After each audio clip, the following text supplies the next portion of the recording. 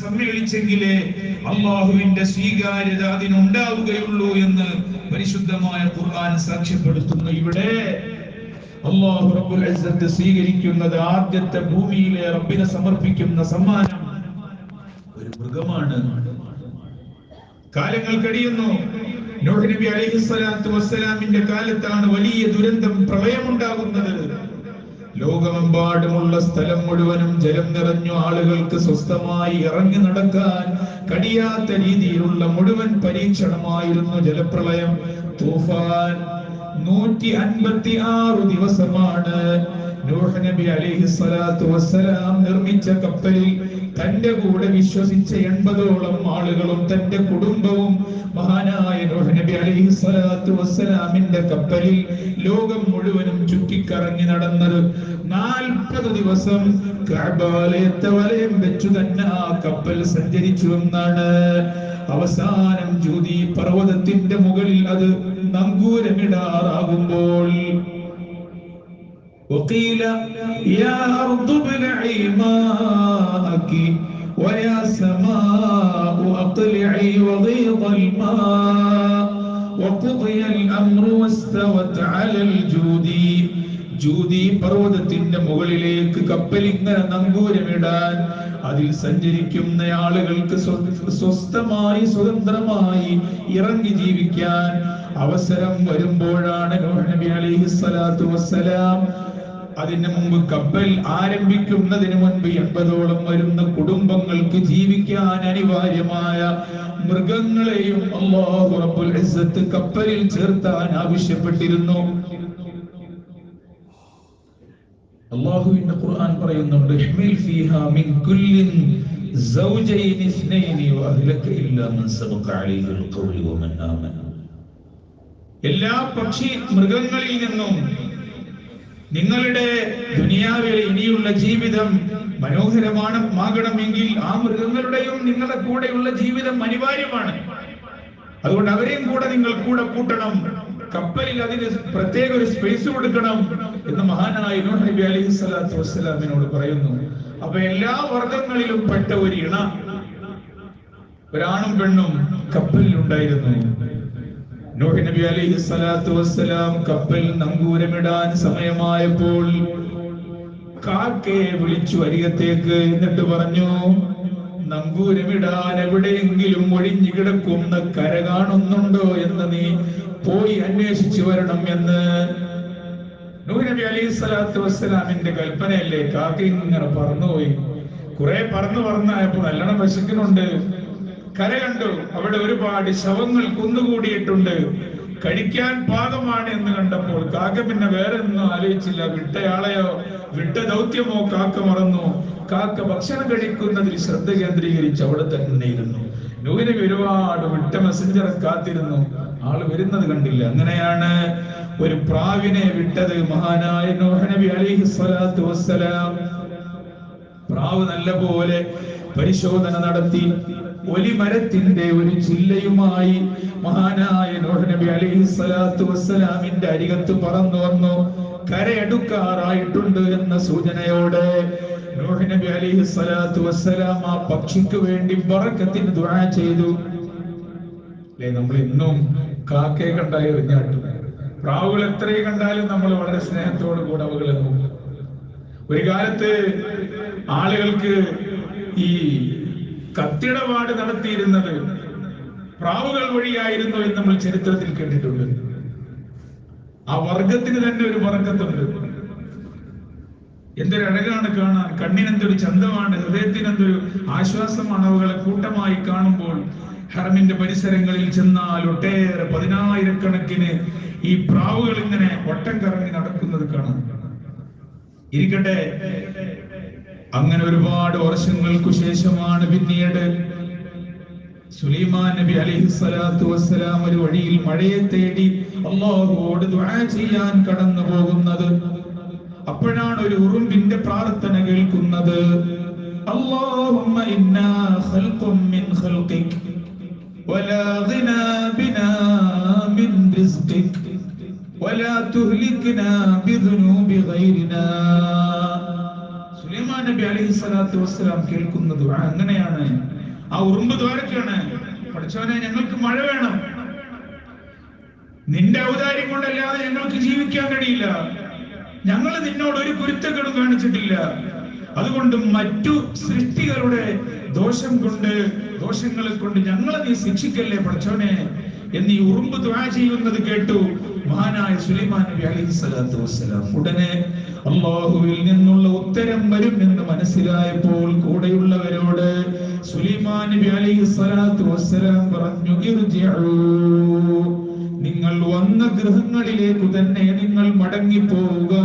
വഖദ് സുഖീതും ബിഅദ്ഇയതി ഗൈരിക്കും, നിങ്ങളല്ലാത്ത മറ്റു ജീവജാലങ്ങളുടെ പ്രാർത്ഥന കാരണത്താൽ നിങ്ങൾക്കും അല്ലാഹു മഴ നൽകാൻ പോകുകയാണ് എന്ന് സുലൈമാൻ നബി അലൈഹിസ്സലാത്തു വസ്സലാം.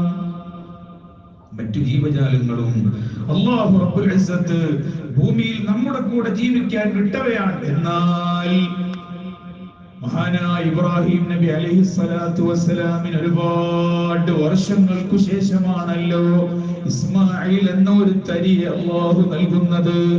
കാലങ്ങളോളമുള്ള കാത്തിരിപ്പിന്റെ ശേഷം പക്ഷേ അവസാനമായി അല്ലാഹു പറയുന്നു, ആ കുഞ്ഞിനെയും എന്റെ മാർഗത്തിൽ നിങ്ങൾ ബലിയർപ്പണം നടത്തണം എന്ന്. ഇബ്രാഹിം നബി ഒന്നും ആലോചിച്ചില്ല.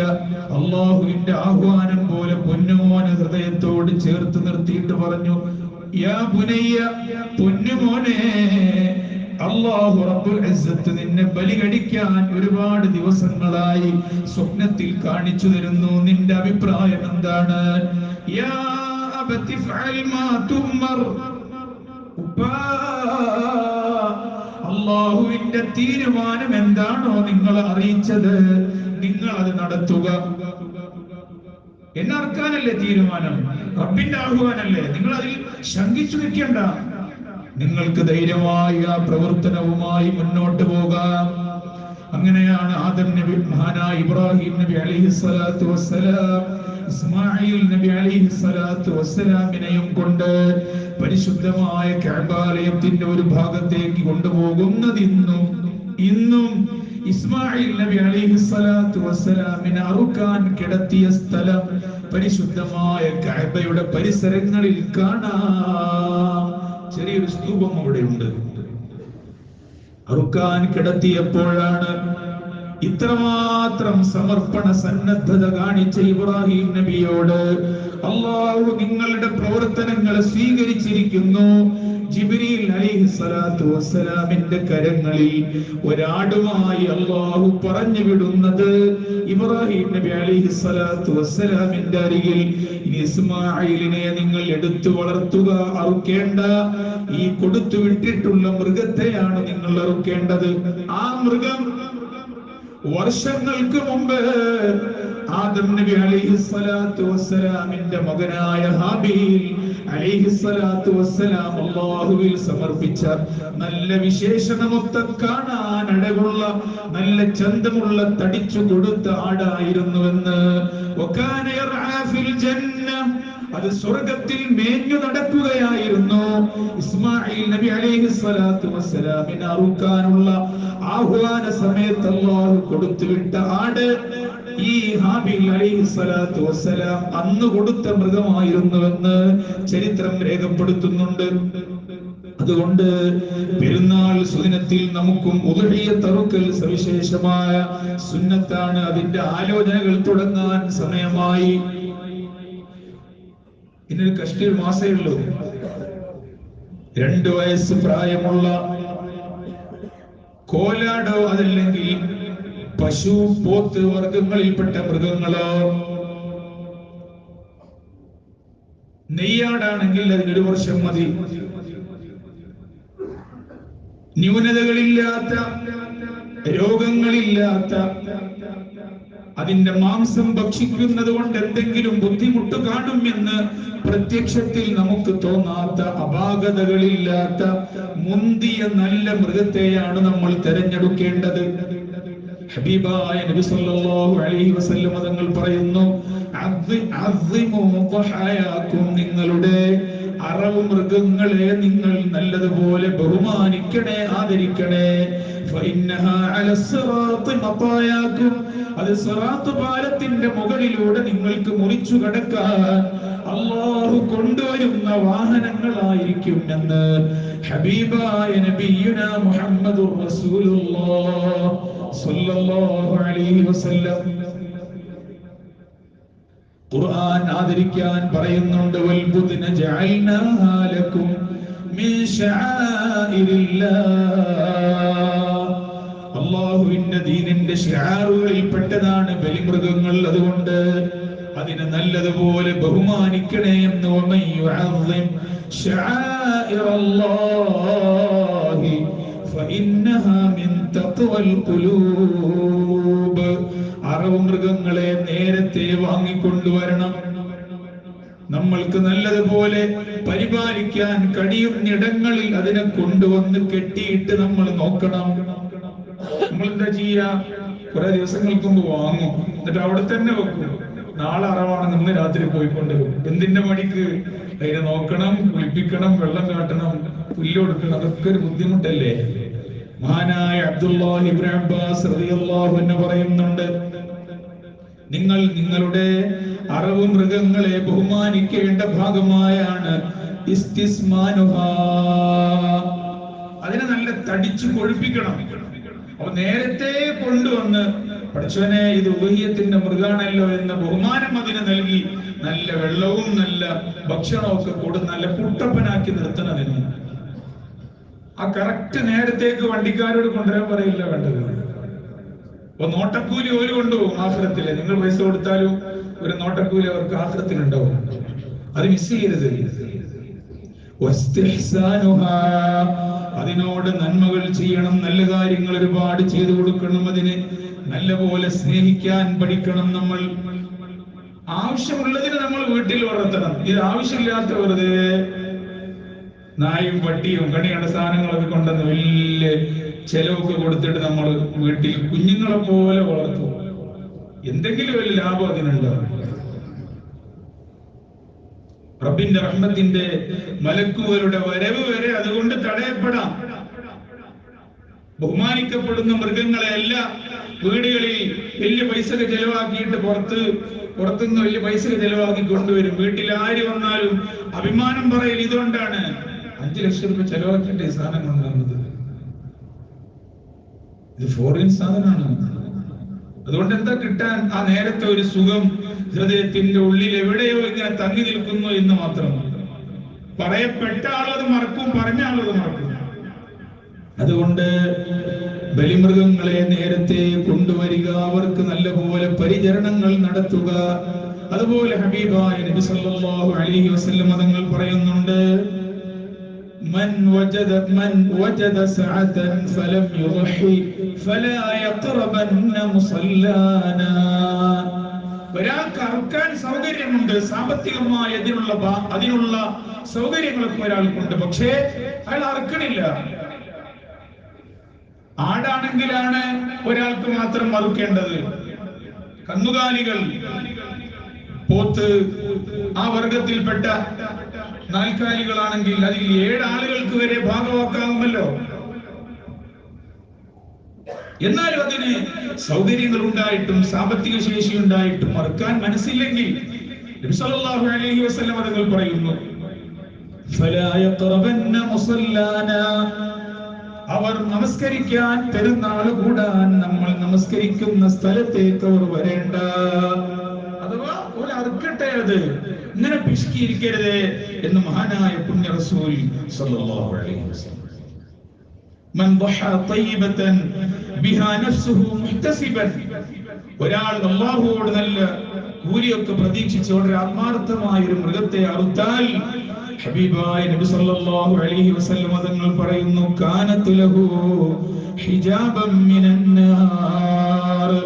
അത് അയാൾക്ക് നരകത്തിൽ നിന്നുള്ള പരിചയാണ്, കവചമാണ്. ഹബീബായ നബി തങ്ങൾ അറുക്കാറുണ്ടായിരുന്നു എല്ലാ വർഷത്തിലും. അലിയാര് തങ്ങൾ ഓരോ വർഷത്തിലും 2 മൃഗം തനിക്ക് സ്വന്തമായി അറുക്കും, 2 മൃഗം ഹബീബിന് വേണ്ടി അറുക്കും.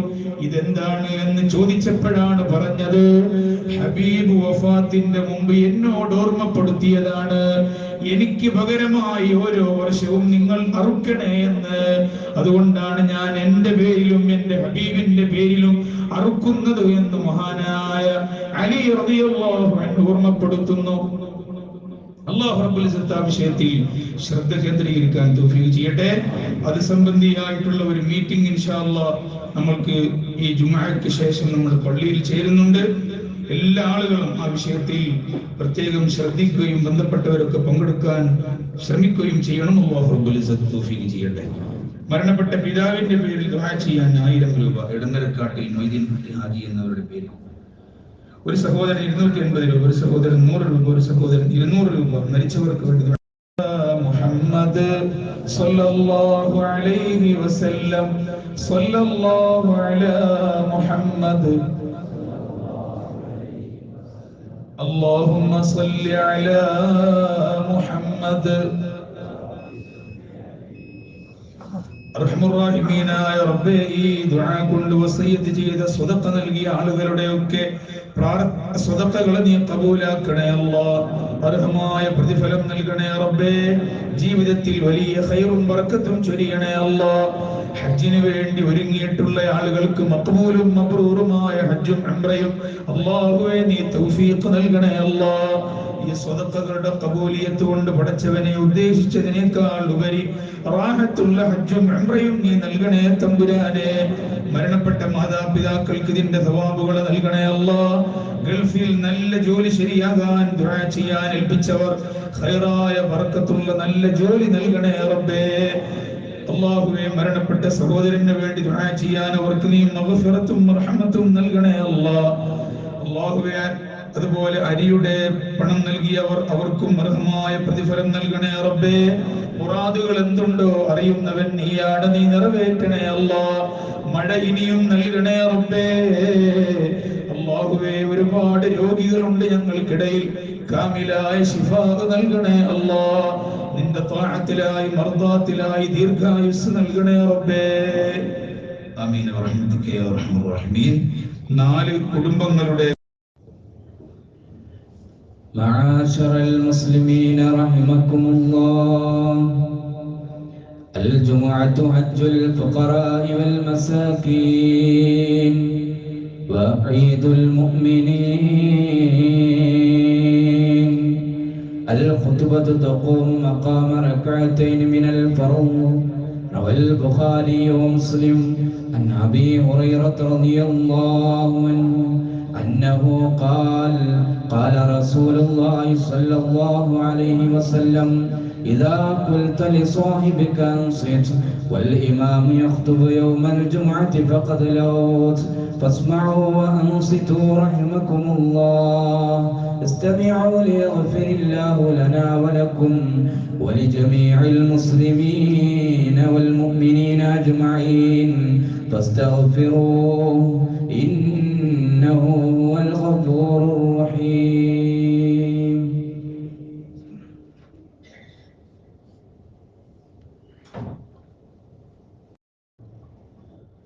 السلام عليكم ورحمة الله وبركاته.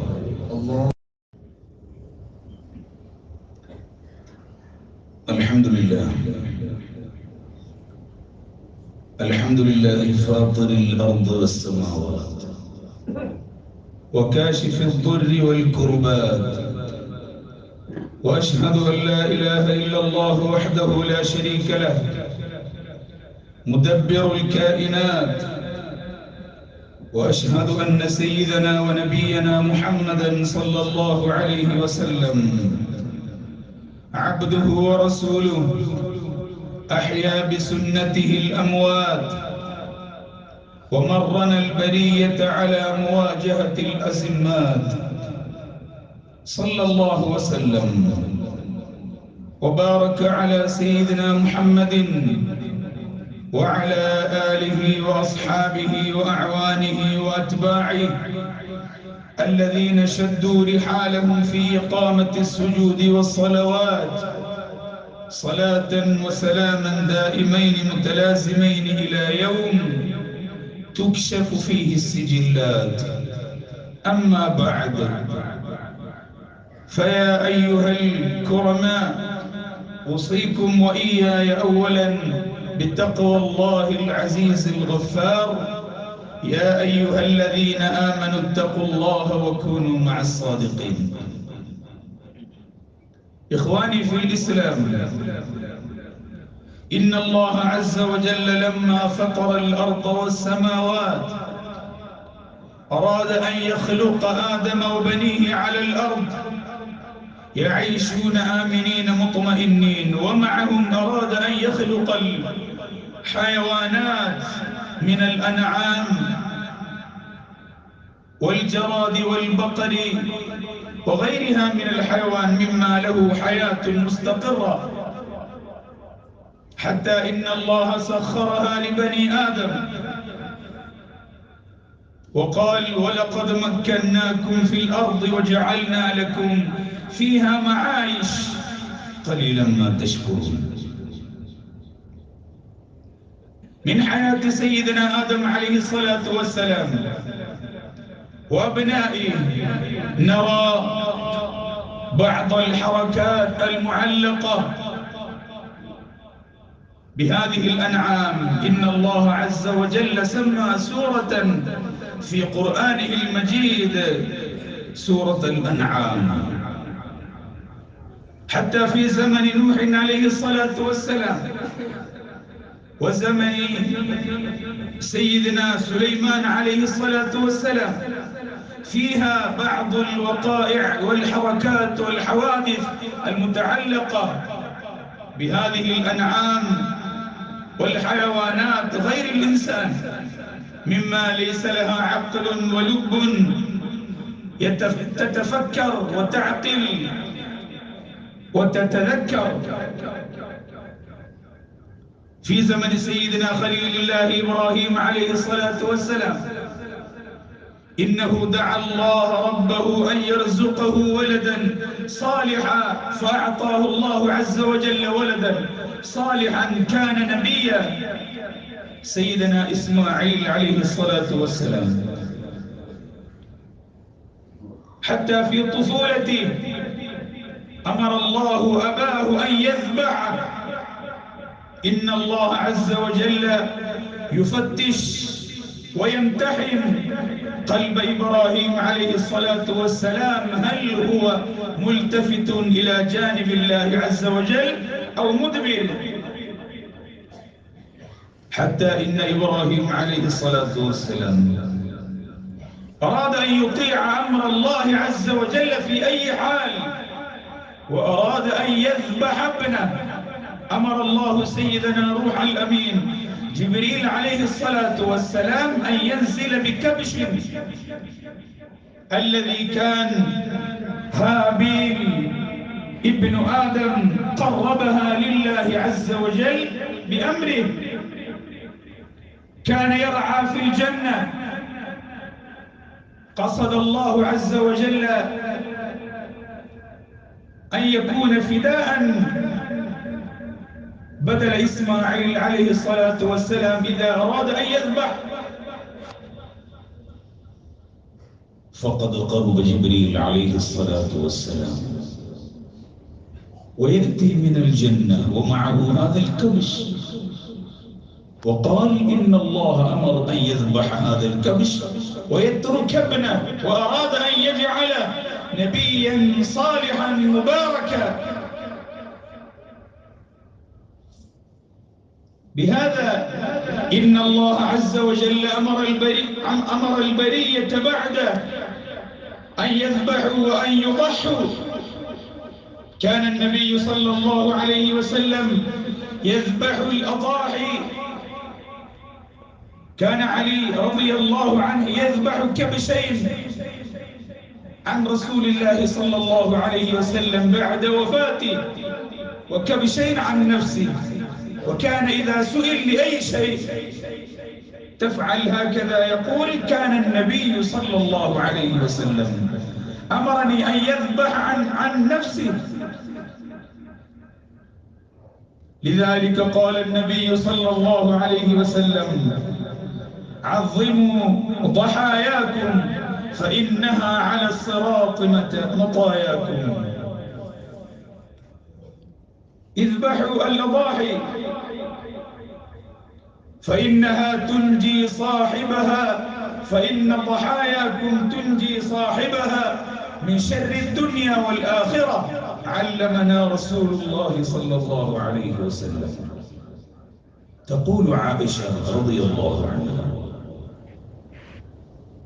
عن رسول الله صلى الله عليه وسلم إنه قال: ما عمل ابن آدم يوم النحر عملا أحب إلى الله عز وجل من إراقة الدم، وإنه لتأتي بقرونها وأظلافها وأشعارها، وإن الدم ليقع من الله قبل أن يقع على الأرض، فطيبوا بها نفسا. يقول النبي صلى الله عليه وسلم: من ضحى محتسبا بها وجه الله ومبتغيا مرضات الله ومبتغيا لمرضات الله ومطمئنا بنفسه. أرويكم بالمعنى. يقول النبي صلى الله عليه وسلم: كانت له حجاب من النار. لذلك أيها الإخوان، استعدوا وأعدوا أهبتكم لذبح هذه الأضاحي ليوم النحر القادم إن شاء الله بعد شهر كامل، فطيبوا بها أنفسكم ليرضى الله عنا وعنكم بجميع أعمالنا وأعمالكم في لحظاتنا ولحظاتكم، حتى وفقنا لميتة حسنة طيبة. وفقنا الله، جعلنا الله إياكم من عباده الصالحين. كلام العزيز الغفار. أعوذ بالله من الشيطان الرجيم. بسم الله الرحمن الرحيم. لن ينال الله لحومها ولا دماؤها ولكن يناله التقوى منكم ولتكبروا الله على ما هداكم وبشر المحسنين. صدق الله العلي العظيم. بسم الله الرحمن الرحيم.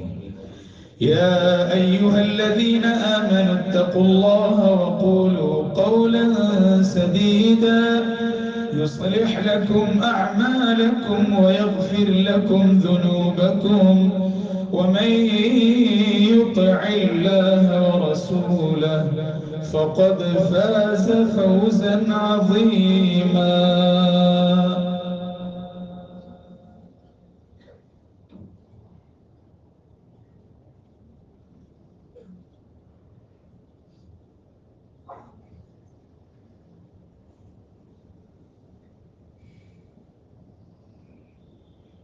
الحمد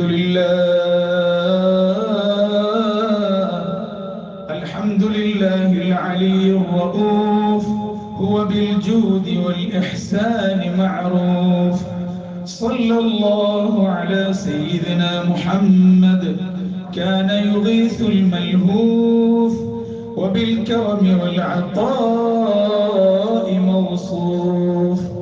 صلى الله عليه وعلى آله وأصحابه وأعوانه الذين أقاموا لله السجود والصفوف إلى يوم مقطوع مقطوف.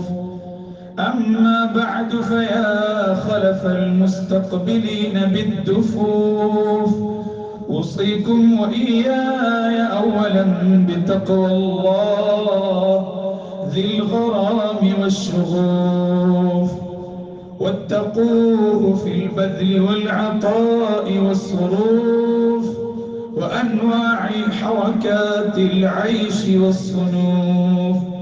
واذكروا واحذروا واتقوا يوما يسأل فيه عن كل خبر محذوف، وأمر محفوف ومغشي ومخفي ومكشوف. اللهم صل وسلم وبارك على رسولك سيدنا محمد محب الفقراء والغرباء والضيوف. من صلى علي صلاة صلى الله عليه بها عشرا، كذلك علمنا النبي محمد صلى الله عليه وسلم. فاللهم صل وسلم وبارك على رسولك سيدنا محمد معلم مزايا الخلوف والجهاد والذبح والشهادة والزحوف، وعلى آله وأصحابه وأعوانه الذين سجدوا لله للخسوف والكسوف. اللهم ارض عن الخلفاء الراشدين، عن أولهم إمامنا أبي بكر الصديق، وعن ثانيهم إمامنا عمر بن الخطاب، وعن ثالثهم إمامنا عثمان بن عفان، وعن رابعهم إمامنا علي بن أبي طالب، وعن حمزة والعباس، وعن سائر أمهات المؤمنين وبقية الصحابة والقرابة رضوان الله تعالى عن كل واحد منهم أجمعين. اللهم اغفر للمؤمنين والمؤمنات والمسلمين والمسلمات الأحياء منهم والأموات، إنك سميع قريب مجيب الدعوات يا قاضي الحاجات. اللهم أجرنا من النار، اللهم أجرنا ووالدينا وأساتذنا من النار، اللهم أجرنا وإياهم من الديون والمظالم والنار، وأدخلنا وإياهم الجنة مع الأبرار يا عزيز يا غفار. اللهم اسقنا غيثا مغيثا هنيئا مريئا عاجلا سريعا. اللهم اسقنا الغيث ولا تجعلنا من القانطين برحمتك يا أرحم الراحمين. عباد الله، إن الله يأمر بالعدل والإحسان وإيتاء ذي القربى وينهى عن الفحشاء والمنكر والبغي يعظكم